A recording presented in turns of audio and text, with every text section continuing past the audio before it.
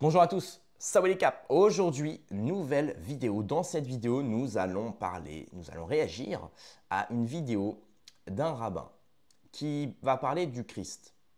Il va parler du Christ et il va notamment exprimer une pensée sur le conflit israélo-iranien, sur les conflits dans le monde, qui serait peut-être finalement un indice de la venue pour lui du Messie. Et là où je vous ai dit qu'il parle du Christ, parce que pour nous, non-juifs, le Christ est le Messie. Il est déjà venu. C'est lui. Il s'est sacrifié pour nous. Bon, évidemment, ça c'est le discours métaphorique religieux. Derrière tout ça, il faut comprendre autre chose, hein, vous avez compris. Hormis si on veut tout lire au pied de la lettre, mais bon, on n'est pas dans ça. Donc, il faut comprendre ça. Les Juifs, eux, ne prennent pas ça pour argent comptant. Ils prennent le Christ comme disons, comme un faux messie, comme quelqu'un qui a voulu se faire passer pour le messie, mais qui ne l'était pas. Ils le considèrent d'ailleurs, c'est écrit dans le Talmud, qui est un livre, je rappelle, qui est la réinterprétation orale de la Torah, expliquer ce que la Torah est un livre très compliqué, très métaphorique. Donc il est nécessaire d'avoir des gens qui apportent des précisions à la Torah. Et donc le Talmud, c'est l'étude de la Torah. Ça veut dire, Talmud, ça veut dire étude, en fait. Étude Torah, Talmud Torah, étude de la Torah. Et donc dans le Talmud, il est quand même dit que Jésus était un sorcier, il se revendique fièrement d'avoir commandité, parce que ce ne sont pas les Juifs qui ont tué le Christ, mais les Romains sous ordre justement de certains talmudistes. Donc, il est dit qu'il était un sorcier, il est dit qu'aujourd'hui il baigne dans un bain d'excréments, etc. Donc évidemment c'est un courant, disons, c'est un courant extrémiste. On va appeler ça, on va pas, je n'ai pas envie de faire l'amalgame bête et méchant, même si beaucoup de gens, malheureusement, beaucoup de Juifs se réfèrent au Talmud. Évidemment, je ne pense pas qu'ils se réfèrent à ces textes-là précis. Donc, il faut bien comprendre que ce rabbin-là, donc, celui qu'on va écouter, nous parle justement du Christ, nous parle justement de la religion chrétienne, nous parle du judaïsme, nous parle de la fin des temps, et donc de la venue d'un Messie. Et c'est là toute l'importance justement dans ce conflit-là et dans ces conflits-là, israélo-palestine, israélo-iranien, etc. Finalement, la leçon est toujours la même. La leçon est toujours la même. Et justement, on va l'apprendre dans cette vidéo-là. Donc c'est pour ça, restez bien jusqu'à la fin parce qu'il y a toujours des petites morales à tirer, notamment celle du Christ. Alors avant de commencer, je vous incite évidemment à mettre un énorme pouce bleu pour soutenir mon travail, à mettre un petit commentaire. Aujourd'hui, comme vous le savez, on est le 26 juin, c'est le jour de mon procès. Donc pour tous ceux qui veulent me soutenir, vous avez l'abonnement à 4,99 € sur la chaîne YouTube. Vous avez ma cagnotte vous regardez ma vidéo où j'explique mon procès. Elle est sur la chaîne, vous marquez affaire Kentra Cro-Blanc, vous allez voir. Et vous pouvez me donner sur ma cagnotte. Vous pouvez me soutenir en vous abonnant, c'est le plus important, c'est gratuit, ça prend 2 secondes. Voilà, je vous en remercie infiniment. Bref, on va pouvoir passer à la vidéo, chers amis, c'est parti. Si Jésus revenait aujourd'hui, qu'il avait devant lui une église ou une synagogue, je parle d'une église catholique dans laquelle il y a des statues, donc des idoles, c'est évident qu'il rentrerait dans une synagogue et pas dans une église. Vous imaginez Jésus rentrer dans un endroit où il y a des statues partout, où il y a une Marie, un Jésus et combien de statues? Puisqu'il se considérait comme un idolâtre s'il faisait une chose pareille. Que énormément de chrétiens se sont rendus compte que le catholicisme, qui est la source du christianisme, est une falsification romaine dans laquelle ils ont introduit quantité de principes idolâtres en faisant croire que c'est Jésus et les apôtres qui les avaient dit. Mais si vous regardez le texte lui-même du Nouveau Testament, vous ne trouverez pas toutes ces notions-là. Jésus était un juif à 100%. Plus encore, nos maîtres nous disent, ses élèves étaient tous juifs. Pendant 100 ans, jusqu'à Paul ou Saint Paul, il n'y avait pas d'église. C'était une synagogue dans laquelle Jésus et ses élèves étaient. Jésus et ses élèves, encore une fois, accomplissaient tous les commandements de la Torah. Il n'y a pas une seule trace. Toutes ces notions-là, il faut que vous le compreniez, mes amis. Vous pouvez ne pas être d'accord avec moi, mais par contre, ce que je vous dis est la vérité absolue. Ce sont les catholiques romains qui au départ étaient des païens et des idolâtres, qui vivaient dans la superstition, dans la mystique, etc., oui, qui ont introduit des notions païennes dans le Nouveau Testament. Et d'ailleurs, c'est pour ça qu'après, il y a eu une scission. Après, il y a eu les protestants qui se sont éloignés des catholiques. Après, parmi les protestants, il y a eu les évangéliques, et il y a eu les mormons, etc. Et encore une fois, je me répète, la raison pour laquelle énormément de chrétiens ont quitté le catholicisme, c'est parce qu'ils se sont rendus compte qu'on leur a raconté des âneries. Pas Et faux. moi, je n'ai pas honte de dire que j'ai énormément d'élèves et d'amis qui sont des pasteurs protestants ou évangéliques, et eux-mêmes me disent clairement que l'une des raisons pour laquelle il y a eu d'abord cette fissure au niveau des protestants, et puis après dans le monde protestant, les évangéliques, c'est parce qu'ils ont compris que le catholicisme était à 50-60% empreint de toute la conception païenne de l'Europe qui a falsifié les enseignements de Jésus. Je vais vous donner un exemple très simple. La fête de Noël. La fête de Noël ne figure nulle part dans le Nouveau Testament. La fête de Noël était c'est connu, mais ça vous pouvez faire des recherches, vous direz que j'ai raison. C'était une fête païenne idolâtre que les Romains ont introduit dans le christianisme parce qu'ils n'ont pas voulu se séparer de cette fête païenne. Et aujourd'hui, tous les chrétiens, enfin surtout les catholiques, croient que Noël c'est le jour de la naissance de Jésus. Mais c'est pas du tout ça. C'était pendant des siècles une fête païenne que l'empereur Constantin a fait rentrer dans le Nouveau Testament. Il faut que vous compreniez quelque chose de très très très important. Il y a une différence fondamentale entre Jésus et ses élèves juifs et ce qu'on en fait après les Européens, l'Empire romain, ce qu'ils en ont fait. Je le connais, le Nouveau Testament.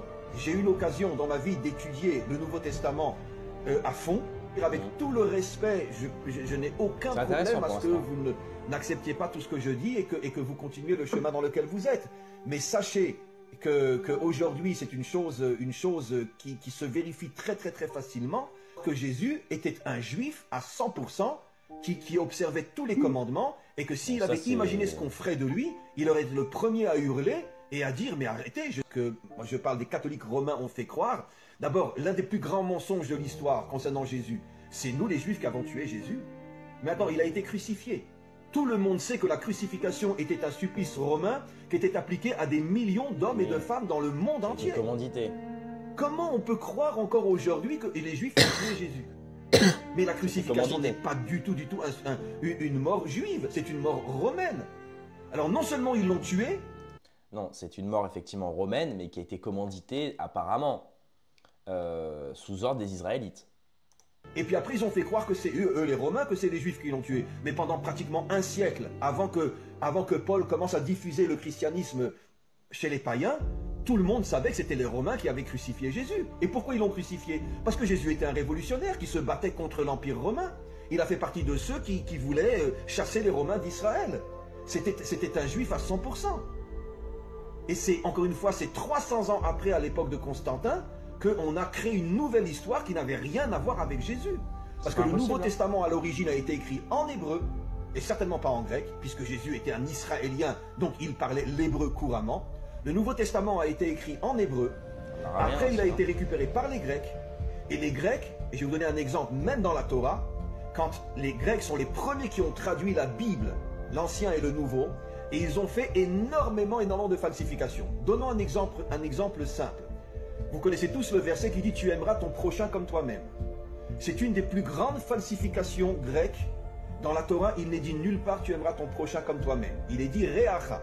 Le mot « Re'acha » signifie « celui qui est différent de toi », celui qui n'est pas comme toi, celui qui s'oppose à toi. La Torah nous dit « Même celui qui s'oppose à toi, tu dois l'aimer comme toi-même ». D'ailleurs, j'ai fait un cours précisément ce matin où c'est incroyable, j'ai expliqué ça. Pourquoi comme toi-même? De la même manière que toi, tu as des qualités et des défauts, de la même manière que tu as en toi des choses que tu aimes et des choses que tu n'aimes pas, sache que l'autre aussi, il a des qualités et des défauts. Ne vois pas que ses défauts. Cherche aussi ses qualités. Donc, les Grecs ont traduit « Tu aimeras ton prochain comme toi-même ». C'est une falsification du texte. Il est dit tout le contraire. Tu aimeras celui qui te dérange comme toi-même. Et pourquoi? Parce que tu dois chercher le bien en lui et pas seulement le mal. Bon, alors, déjà, je tiens à dire bravo à ce rabbin quand même, parce que moi, je l'inviterais bien sur la chaîne, par exemple. Parce que c'est un type qui a l'air ouvert, qui a l'air vraiment… Et tout ça, c'est très intéressant parce que, vous savez, ça me fait penser à ce que disait Gandhi. Gandhi, il disait, quand on va au plus profond, au cœur d'une religion, on se rend compte finalement qu'on arrive au cœur de toutes les religions. Pourquoi? Parce que quand on se renseigne sur une religion, la religion, c'est très métaphorique souvent, au sens premier, au sens littéral. On se rend compte que toutes les religions sont pareilles. Elles nous disent simplement Elles nous ramènent en fait finalement à la nature humaine la plus pure, celle de l'humain qui a des défauts, celle de l'humain qui a de l'ego, celle de l'humain qui fait des erreurs, qui peut aussi faire des choses fantastiques. De l'humain, cet animal social, mais malgré tout primitif et instinctif. Et justement, la religion nous apprend à nous dominer nous-mêmes. Moi qui suis un grand fan du bouddhisme, vous le savez, même ici en Thaïlande, une terre hindoue qui a embrassé le bouddhisme, nous apprend justement tout ça en nous disant que il faut... vous savez, il y a une phrase que j'aime beaucoup, euh, c'est celui qui s'est dompté... non, c'est... je crois que c'est celui qui se dompte lui-même.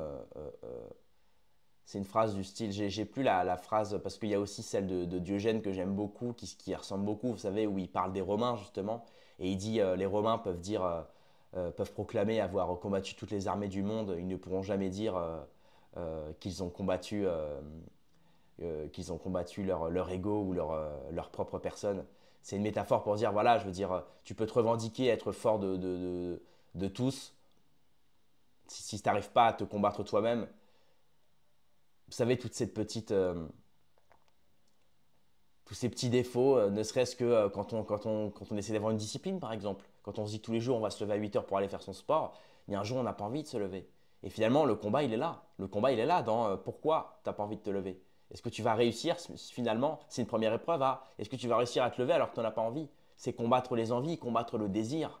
Ça commence par là. Et moi, je pense d'ailleurs que si aujourd'hui notre société va si mal en Occident, c'est parce qu'on ne s'aime plus en tant que personne. S'il doit y avoir une révolution, elle doit se passer au niveau individuel, personnel. Elle doit être individuelle. On doit d'abord faire notre propre reprogrammation individuelle et personnelle. Parce que si en tant qu'individu, on s'aime bien, on s'aime, on se sent à l'aise dans notre corps, dans notre mental, dans notre psychologie, dans notre rapport aux autres, etc., on ne peut que se sentir bien en société. Et je pense que ça commence déjà de là. Ça commence par là. Voilà. En tout cas, très intéressant ce qu'a dit ce rabbin, puisque c'est très actuel avec les conflits. En ce moment, on voit qu'effectivement, on essaie de mettre tout le monde les uns contre les autres, notamment Netanyahou qui essaie de nous faire croire qu'il y a une alliance judéo-chrétienne face au monde islamique, alors qu'en réalité, regardez ce que dit le Coran sur Jésus, il n'y a que des choses adorables. Et là, regardez ce que ce rabbin nous dit. Ce rabbin nous dit que justement, Jésus était un juif à 100%, qu'il disait même d'aimer les autres. On est quand même très loin de ce qui est dit dans la Torah, dans le Talmud, qui est dit quand même des choses, enfin je veux dire, sur les non-juifs par exemple, il est quand même dit, par exemple, il y a une métaphore, alors je ne sais pas par quel sens il faut la prendre, mais il y a une métaphore qui est dit dans le Talmud, si un non-juif tombe dans un trou, ne l'aide pas et tu as le droit de retirer l'échelle.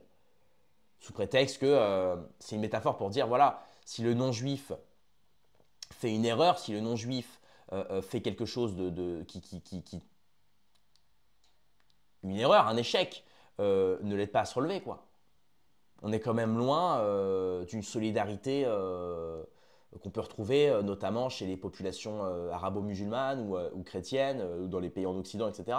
Donc c'est vrai que maintenant, est-ce que Jésus se revendiquait de ce courant-là? Je ne pense pas, puisque de toute façon le Talmud a été inscrit bien après la mort de Jésus, mais voilà, tout ça est très intéressant et c'est encore une fois, comme je vous l'ai dit, moi je pense que je finirai sur la phrase de Gandhi. Quand on arrive au cœur d'une religion, on arrive au cœur de toutes les religions. Et aujourd'hui, c'est dommage parce que nos politiciens et disons, nos élites veulent nous faire croire qu'on ne doit pas s'aimer chacun, qu'on doit être différent, pour prendre pour argent comptant nos différences, etc. Moi, je pense pas. Moi, je pense pas. Ça ne veut pas dire pour autant qu'il faut tous se mélanger et non, pas du tout. Il y a quand même des limites. Mais de là à se faire la guerre, à se tirer dessus, à s'envoyer des bombes, moi, je pense pas. Voilà, voilà. Bref, c'est tout pour cette vidéo. Merci d'avoir suivi. Rendez-vous dans quelques heures ou à demain pour une prochaine vidéo. Paix et à mort sur mes amis et mes ennemis. Et surtout, sur mes ennemis.